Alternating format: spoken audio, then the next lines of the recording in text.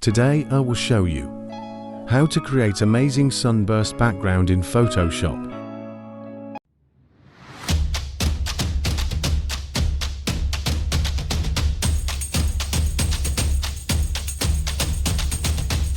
Open Photoshop. Click on Gradient tool. Choose color as per your liking. Click on OK button. Drag the arrow accordingly. Go to Filter tab. Click on Distort, then choose Wave. Do the same settings as I did. Click on OK button. Again go to the Filter tab. Click on Distort, then choose Polar Coordinates. Click on OK button. Here you go. Your sunburst background is ready.